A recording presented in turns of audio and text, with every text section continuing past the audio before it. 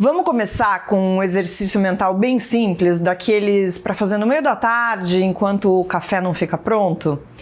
Se alguém parasse você na rua agora e fizesse uma pergunta direta, sem rodeios e sem uma lista de opções para colar, quem é a mulher mais poderosa do Brasil hoje? Pensou em alguma líder política, uma grande empresária, ou talvez na presidente do maior banco público do país? Pois saiba que a maioria dos brasileiros travou diante dessa questão simples. A pesquisa Meia Ideia desta semana trouxe esse enigma e o resultado é um retrato desconfortante de como nós enxergamos, ou melhor, de como não conseguimos enxergar o poder feminino quando ele não vem carimbado pelo universo masculino. O primeiro lugar ficou com a Michelle Bolsonaro, que somou 14,4% das menções espontâneas, sem nunca ter disputado uma eleição ou ocupado um cargo público. Em segundo lugar, com 9% apareceu a atual primeira-dama Janja da Silva. O veredito das urnas invisíveis da opinião pública é acachapante, gente, já que as duas mulheres vistas como as mais influentes do país chegaram ao topo pelo casamento. Por aqui, a via de acesso ao topo do poder feminino ainda depende de um registro civil, uma certidão que vincule legalmente a eleita ao verdadeiro dono do jogo. Mas para entender o tamanho da nossa distorção, a gente nem precisa olhar só para o topo. Basta descer um pouquinho os olhos na mesma lista. Ali, empatadas com a ministra Marina Silva e superando com folga a presidente do Banco do Brasil, surgem a cantora Anitta e a influenciadora Virgínia Fonseca, ambas lembradas por 1,5% dos entrevistados. O fato de uma estrela do pop e uma estrela das redes sociais terem o mesmo peso no imaginário do poder que grandes lideranças institucionais acende um alerta vermelho. Elas são o sintoma perfeito do nosso tempo, porque, olha só, quando a cultura popular tenta desenhar uma mulher poderosa, o peso institucional simplesmente evapora e o que sobra é apenas a embalagem. Nós somos condicionados a confundir autoridade com clique, engajamento. Pensa na própria engenharia da nossa língua e nos clichês que a gente consome diariamente. Quando a gente pensa num homem poderoso, a imaginação projeta imediatamente o executivo de terno escuro, né, aquele terno sob medida, o magnata da tecnologia no seu jatinho, o grande banqueiro da Faria Lima ou o líder político que, define o destino aí da nação. Ele é visto como o herdeiro natural do comando. O poder dele se traduz em ações, em orçamentos, em leis, em decisões tomadas em gabinetes de portas fechadas. Por outro lado, quando o imaginário tenta desenhar uma mulher poderosa, todo esse peso institucional desaparece. A expressão desliza lá com uma facilidade assustadora para uma coisa estética, para o sucesso de público, para uma foto milimetricamente produzida para o para o feed do Instagram. O mercado criou até uma embalagem corporativa para isso, o estereótipo da mulher de negócios que usa um blazer cor-de-rosa, consome marcas de luxo, dita tendências de comportamento, exibe, claro, milhões de seguidores. A gente reduziu o poder da mulher a um catálogo de beleza, clipes, consumo. Figuras como a Anitta ou a Virgínia são consideradas poderosas porque têm liberdade de fazer o que quiser, de quebrar recordes no streaming, de influenciar o cartão de crédito alheio, e não porque controlam o orçamento público, não comandam as forças de segurança ou assinam as leis da nação. Veja, eu não estou criticando nem a Anitta, nem a Virgínia. Eu estou mencionando, trazendo elas para esse bate-papo porque elas estão nessa pesquisa que, teoricamente, deveria falar sobre mulheres poderosas institucionalmente, A gente está falando de pesquisa, tá? E nesse caso, a gente está falando da vitória da estética sobre o talento institucional. Essa distorção explica porque as duas primeiras colocadas dependem de suas certidões de casamento.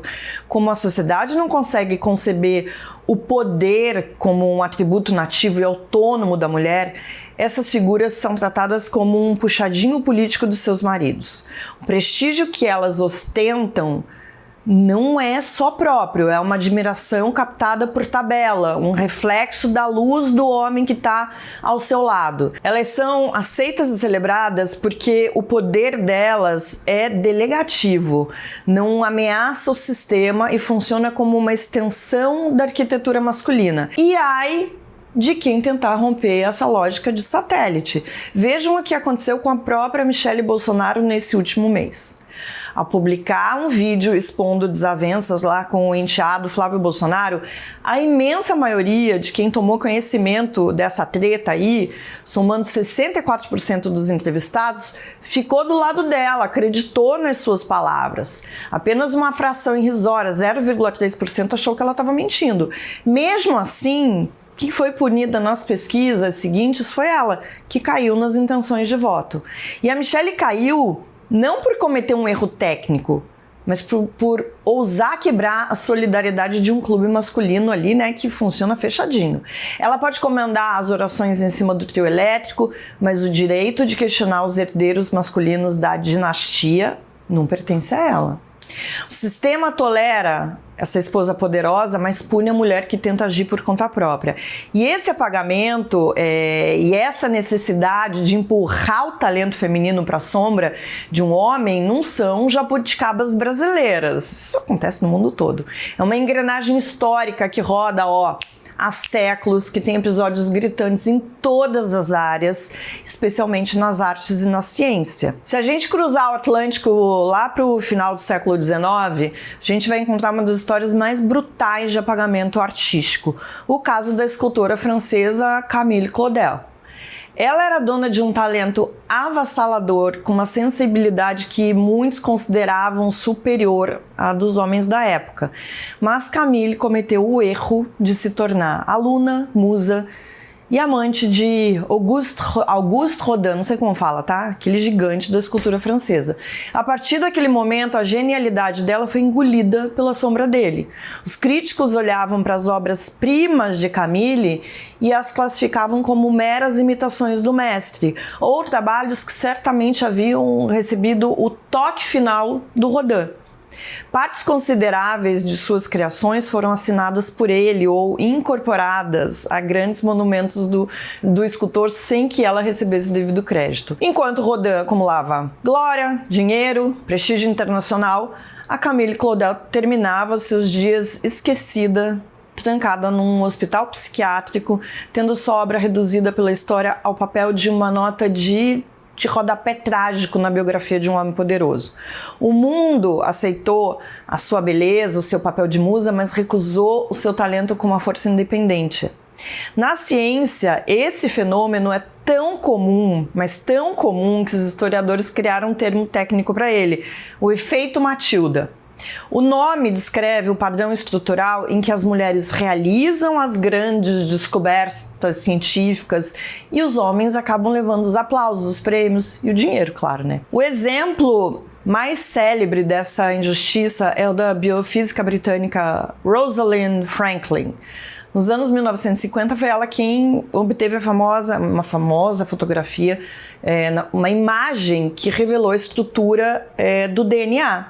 O trabalho dela foi mostrado sem a sua autorização para os cientistas James Watson e Francis Crick, que usaram os dados dela para publicar a descoberta. O resultado todo mundo já conhece, o prêmio Nobel foi entregue aos homens e a Rosalind morreu jovem sem o devido crédito por ter decifrado o código da vida. Mais uma vez, o talento foi confiscado para engordar a biografia do clube masculino. Agora, de volta ao Brasil atual, né? Vamos voltar para cá. Esse deserto de representação esvazia até mesmo as poucas mulheres que conquistaram espaços reais por mérito próprio e sem crachá de esposa. Olhem para os números miúdos da pesquisa. Dilma Rousseff aparece com um tímidos 2,5%. Independentemente das críticas ao seu governo, o fato é que ela presidiu a 8ª economia do mundo por quase 6 anos. Mesmo assim, quase ninguém lembra dela quando a gente fala de poder. Esse apagamento continua, por exemplo, quando a gente fala da Carmen Lúcia, que amarga 4,5% das lembranças, apesar de ser uma ministra do Supremo Tribunal Federal e tá constantemente fazendo parte do debate. E trazer aqui o ápice do absurdo. Quando a gente fala de Tarciana Medeiros, a primeira mulher a comandar o Banco do Brasil em 2 séculos, 215 anos. Ela tem apenas 1,2%. Ela comanda ativos bilionários, mas perde nas menções para os mesmos 1,5% de Virgínia Fonseca ou da cantora Anitta.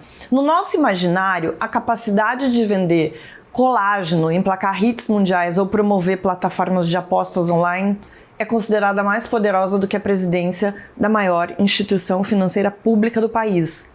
Nós nos acostumamos tanto a ver as mulheres apenas como ferramentas de marketing e estética que quando uma delas finalmente senta na mesa onde grandes decisões econômicas são tomadas, a gente simplesmente não consegue registrar a presença dela ali. Essa engrenagem funciona de um jeito automático porque se alimenta do nosso cotidiano. Em 2 séculos, a Câmara e o Senado jamais foram presididos por mulheres. O Supremo teve apenas 3 ministras em toda a sua história e o Congresso Nacional não preenche sequer 1/5 das suas cadeiras com representantes femininas. Sem mulheres nesses postos mais altos do comando do Estado, o país não cria um espelho de liderança real. Sem esse espelho não se forma o imaginário de comando e sem imaginário o eleitor não elege, o presidente não nomeia e a engrenagem continua girando no mesmo lugar. Agora a ironia definitiva de tudo isso, né, que está no avesso desse cenário.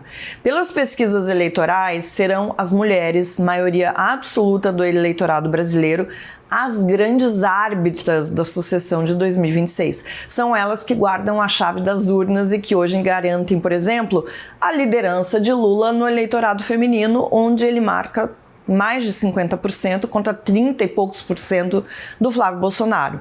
Nós vivemos um paradoxo acachapante, onde um país incapaz de reconhecer o nome de uma única líder institucional autônoma terá o seu destino traçado pela escolha dessas mesmas mulheres. Ou seja, elas têm a força política necessária para colocar o dono do poder no trono mais alto de Brasília, mas na hora de dar nome à própria força, o Brasil ainda precisa olhar para o lado e consultar o quê? A certidão de casamento. Antes de você ir, vou te dar mais um motivo para ser assinante Meio Premium. A pesquisa Meia Ideia, exatamente essa que eu falei agora para vocês, essa pesquisa mensal independente do Meio, que é validada pelo TSE, que mede o que o brasileiro realmente pensa, não o que a bolha de cada um projeta, ela traz o retrato mais atual da corrida presidencial. Quem sobe, quem cai, quem ainda não apareceu no radar. E o Meio lançou uma nova forma de ler esses dados. Uma plataforma interativa. Imagina poder cruzar resultados, filtrar por gênero, idade, região e ver com os próprios olhos onde você e o resto do país se parecem. Por R$15 por mês você acessa essa ferramenta, recebe a próxima pesquisa em primeira mão e ainda desbloqueia mais conteúdos para construir sua própria análise sobre o jogo político, fugindo do velho discurso vindo da polarização que a gente está vivendo. Assina agora. E eu e você, a gente se vê na semana que vem.